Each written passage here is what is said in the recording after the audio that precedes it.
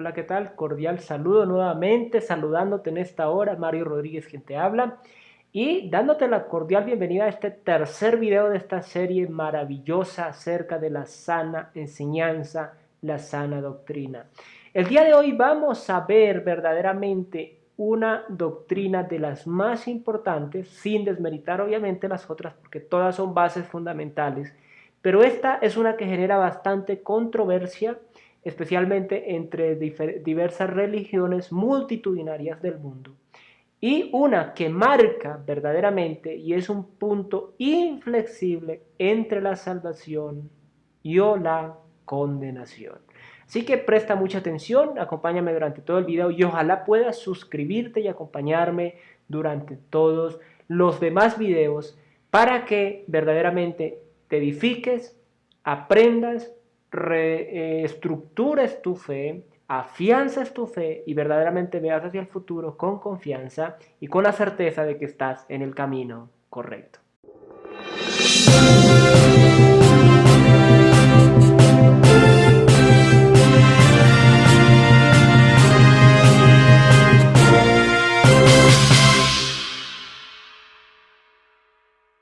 Excelente. Hoy hablaremos acerca de la deidad de nuestro Señor Jesucristo. Y aquí dentro, sí, hay, por ejemplo, denominaciones, sectas, corrientes. No voy a nombrar muchas acá porque hay muchas, unas de mayor nombre, otras de menor nombre. Hay religiones a nivel mundial, no solamente sectas o denominaciones, sino también religiones, que chocan contra esta base fundamental, este punto inflexible de la fe verdadera y de la sana doctrina. Y es la deidad de Jesucristo. Algunos dicen que Jesucristo es un profeta, como es el caso de lo que viene siendo con el Islam, que otros dicen que Jesucristo fue pues una persona excepcional, pero era una persona nada más. Algunos otros afirman que Cristo vino solo en espíritu. Algunos otros afirman que Cristo era simplemente alguien que no tenía nada que ver, fue la historia la que lo exaltó, etcétera, etcétera. Ahora, parto de un punto que la existencia de Jesucristo es algo absolutamente innegable. Es decir, si tú vienes y me niegas que Jesucristo no existió en el mundo, es como si me estuvieras negando que no existió Alejandro Magno, que no existió Napoleón, que no existió Abraham Lincoln, que no existió Martin Luther King, etcétera, etcétera. Eso es innegable. Aquí no vamos a entrar en esa discusión porque eso ya recibió su veredicto, pero vamos a hablar de la deidad de nuestro Señor Jesucristo. Y vamos a ir a la primera cita bíblica de este momento, que es básicamente Juan 1:1. Y nos dice algo muy sencillo. En el principio la palabra ya existía, la palabra estaba con Dios y la palabra era Dios. ¿Sí? Aquí nos está hablando, la palabra es Cristo. Y es más, algunas traducciones no lo traducen acá como la palabra, sino como el verbo. En el principio era el verbo y el verbo era con Dios, este era el principio con Dios, etc. Sí, eso de acuerdo a la versión que tú leas. Esta es la nueva traducción viviente, la Reina Valera del 60, nueva versión internacional. Tienen de pronto alguna cambio pequeño, pero significa básicamente lo mismo. Entonces, el verbo, la palabra, es Cristo Jesús. ¿Sí? Es Cristo Jesús. Era en el principio. O sea, viene desde el principio. ¿Sí? Igual que Dios. Sí, igual que Dios. Entonces, ya lo vimos en el video anterior, en la doctrina anterior, acerca de la Trinidad, ¿sí? De la Santísima Trinidad. ¿Sí? Aunque aclaro, obviamente, ese nombre no está dentro de la Biblia, pero se deduce, como muchos otros, de toda la lectura y el estudio bíblico, como ya lo vimos en ese video. Entonces acá vemos básicamente que Cristo existe desde el principio, ¿sí? Desde el principio. Vamos a ver otro versículo que es básicamente Juan 1:18, que nos dice, a Dios nadie le vio jamás, el unigénito Hijo que está en el seno del Padre, Él le ha dado a conocer. O sea, nosotros conocimos a Dios por sí mismo Dios, sino que fue Cristo quien vino y nos lo reveló cómo es el Padre. Cómo es, me refiero porque es algo que no cambia, que no muta con el tiempo, sino que es eterno. Eso nos lo mostró nuestro Señor Jesucristo. Entonces, otro versículo lo vemos allí en Juan 8:58, básicamente como una respuesta o una, digamos, una explicación de Éxodo 3:14 que dice, Jesús contestó, les digo la verdad, aún antes de que Abraham naciera, yo soy. Estamos viendo que Abraham, en ese tiempo en que Jesús estaba hablando, hacía aproximadamente unos 2000 años había vivido Abraham, ¿sí? Y estamos diciendo que él dice, antes de que Abraham fuera, yo soy, ¿sí? Y lo dice en primera persona con total certeza. Entonces, él vive desde siempre. Ahora, Jesús es el yo soy. Recordemos que en el Antiguo Testamento, ya lo vimos en uno de los videos anteriores, Dios se llama el yo soy, ¿sí? Allí cuando el tema de Moisés, cuando envía a Moisés para salvar al pueblo de Israel de Egipto, dice que yo soy me envió a vosotros. Aquí lo está diciendo como lo vamos a ver en el Evangelio de Juan, capítulo 18, versículos 5 al 6, dice, a Jesús de Nazaret contestaron, yo soy, dijo Jesús. Judas, el que le traicionó, estaba con ellos. Cuando Jesús dijo, yo soy, todos retrocedieron y cayeron al suelo. Claro, se asustaron porque ellos sabían que el único que era yo soy era el Dios de Israel. Vemos otro versículo, Juan 1.9 dice, aquel que es la luz verdadera, quien da luz a todos, venía al mundo. Entonces la palabra se hizo hombre. Ahí vuelve y se recalca que Jesucristo es la palabra, el verbo. Se hizo hombre y vino a vivir entre nosotros. Estaba lleno de amor inagotable y fidelidad. Y hemos visto su gloria, la gloria del único Hijo del Padre. No hay otro, solo Él, solo Jesucristo. Y vimos su gloria. Y recordemos que en uno de los videos anteriores hablamos de que la gloria de Dios es algo que Él nunca compartió, pero como el Hijo básicamente está en el seno del Padre, comparte su gloria, su deidad, su soberanía, su poder, igual que el Espíritu Santo, que lo hablaremos en una doctrina más adelante. Hablemos ahora de su encarnación sobrenatural y acá volvemos y chocamos con muchos otras sectas, religiones, etc. Lo vamos a ver en Mateo 1, 18, 21 y nos dice, este es el relato de cómo nació Jesús el Mesías. Su madre María estaba comprometida para casarse con José, pero antes de que la boda se realizara, mientras todavía era virgen, quedó embarazada mediante el poder del Espíritu Santo. José, su prometido, era un hombre bueno y no la quiso avergonzar en público, por lo tanto decidió romper el compromiso en privado. Mientras consideraba esa posibilidad, un ángel del Señor se le apareció en un sueño y le dijo, José, hijo de David, no tengas miedo de recibir a María por esposa, porque el niño que lleva dentro de ella fue concebido por el Espíritu Santo, y tendrá un hijo y lo llamarás Jesús, porque él salvará a su pueblo de sus pecados. Ahí está básicamente la explicación total. Y como he dicho en algún otro video, que decía un teólogo de este tiempo, la Biblia no es difícil de entender, sino difícil de aceptar. ¿Sí? Aquí está muy claro exactamente, ya que tú quieras otra interpretación, no sé qué, filosofar, razonar, no sé qué más, eso ya es algo aparte y se queda contigo, pero la Biblia en su gran mayoría es totalmente clara y totalmente interpretable. Mateo 1.23 y Lucas 1.31-35 nos dice que nació de una virgen. Sí, nació de una mujer que no se había acostado con varón. Ahora vamos a ver su vida.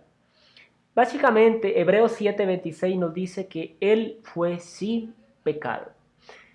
Él es la clase de sumo sacerdote que necesitamos, porque es santo y no tiene culpa ni mancha de pecado. Él ha sido apartado de los pecadores y se le ha dado el lugar de más alto honor en el cielo. El lugar de más alto honor en el cielo. O sea que a Él le rinden adoración toda la creación. Absolutamente toda la creación. Y vuelvo a lo anterior. La gloria es lo único que Dios no comparte, pero como el Hijo está en el seno del Padre, comparte la adoración y la gloria del Padre. Sus milagros, vamos a ver allí en Hechos 2:22 que nos dice, pueblo de Israel, escucha, Dios públicamente aprobó a Jesús de Nazaret al hacer milagros poderosos, maravillas y señales por medio de él, como ustedes bien saben. Bien, vimos también y vamos a ver dentro de su vida lo que es su obra en la cruz, según 2 Corintios 5:21 nos dice, pues Dios hizo que Cristo, quien nunca pecó, fuera la ofrenda por nuestro pecado, para que nosotros pudiéramos estar en una relación correcta con Dios por medio de Jesucristo. La cruz era justa y necesaria Y voy a hacer un paréntesis para decirte lo siguiente. Dentro de esta enseñanza, dentro de esta doctrina, van a quedar muchas preguntas. Algunas de ellas se resolverán en las siguientes doctrinas, algunas no. ¿Por qué? Porque cuando hablamos de su cruz es una obra universal, grandísima, que gastaríamos semanas acá entendiéndola en su profundidad. Cuando hablamos de sus milagros, cuando hablamos de que fue sin pecado, solamente me centro en mostrarte a través de la Biblia, que es el único y suficiente libro para la fe cristiana y la fe verdadera, que es incontestable y irrefutable a lo largo de los milenios, no de las décadas ni de los siglos, sino de los milenios. Pero es importante que entendamos eso, sí es importante que entendamos eso, que estoy mostrando solamente y básicamente la deidad y de que Jesucristo es verdaderamente Dios manifestado como hombre. ¿Sí? Y vamos a ver otro atributo en su vida que básicamente fue su exaltación, según Hebreos 1.3 y Filipenses 2.6 al 9. Básicamente nos dice, el Hijo irradia la gloria de Dios y expresa el carácter mismo de Dios y sostiene todo con el gran poder de su palabra. Después de habernos limpiado de nuestros pecados, se sentó en el lugar de honor a la derecha del majestuoso Dios en el cielo. Fue exaltado hasta lo sumo. Nadie ha sido exaltado como él, porque él fue el único que cumplió a cabalidad con todo lo que tenía que hacer según la profecía, según la palabra de Dios. Ahora vamos a ver algo muy importante, que es básicamente los oficios de Jesucristo, lo que Él representa y lo que Él básicamente hizo, hace y hará. Vamos a ver que en primer lugar, vamos a ver su ser y su hacer. Él fue profeta. Y eso lo vamos a ver en Juan 14:24, que nos dice que habla la palabra del Padre, en Mateo 24, que predice hechos futuros, cumplió su labor como ungido, Isaías 42:1-7. No voy a traer las citas porque aquí gastaríamos horas analizándolas, pero sí tú puedes ir directamente a tu Biblia, porque recuerda, no debes creer lo primero que te dicen, no debes constatarlo con tu Biblia si lo que tú quieres es tener una sana, excelente doctrina. Entonces, en su ser y en su hacer fue profeta, o es profeta porque él mismo fue el que manifestó por medio de su ángel el Apocalipsis a Juan. ¿Sí? El Apocalipsis fue enviado por medio del ángel directo de Jesucristo, nuestro Señor y Salvador, no fue por obra de Juan o por obra de X o Y. Eso lo vemos en los primeros 3 capítulos de Apocalipsis. También es sacerdote, sí, en su ser. ¿Y qué es lo que hace como sacerdote? Pues vemos en Romanos 8:34 y 1 Juan 2:1 que nos dice, representa a los hombres delante de Dios y a Dios delante de los hombres, ¿sí? En Hebreos 3:1 nos dice sumo sacerdote y apóstol. También nos habla de que es sumo sacerdote para siempre según el orden de Melquisedec, que ya no hay necesidad de otro sacrificio porque Cristo es el único mediador entre Dios y los hombres, es el que nos presenta a nosotros a Dios y nos representa ante Dios a nosotros, es por el medio del cual tenemos acceso al Padre, como era en el Antiguo Testamento con los sacerdotes del linaje de Aarón, etcétera, etcétera. Todo eso también es muchísimo amplio, gastaríamos aquí días enteros y no llegaríamos al final de ese tema, así que solo traigo la base fundamental doctrinal y teológica del tema. Ahora, en su ser, además de eso, es rey. ¿Y qué hace? Pues eso lo podemos ver en muchas citas, por ejemplo, Marcos 16:19, Apocalipsis 17:14. En Apocalipsis lo vamos a ver como manifestarse como el rey, ¿sí? Cuando venga el milenio, ¿sí? Él va a gobernar durante el milenio en esta tierra. Y luego cuando venga el juicio y el fin verdadero, el juicio ante el gran trono blanco, Él se sentará para juzgar a las naciones y se implementará la nueva Jerusalén, el cielo nuevo, la tierra nueva, Apocalipsis 21, 20, 21, 22, y el nuevo reino, todo esto, porque él ya será como rey soberano, ¿sí? Ya no necesitará ser más sacerdote, ya no necesitará ser más profeta, porque ya se habrá cumplido su profecía, ya habrá ejercido la mediación, y ya no necesitará un mediador, porque ya estaremos con él por la eternidad. Vamos a ver ahora la naturaleza de Cristo.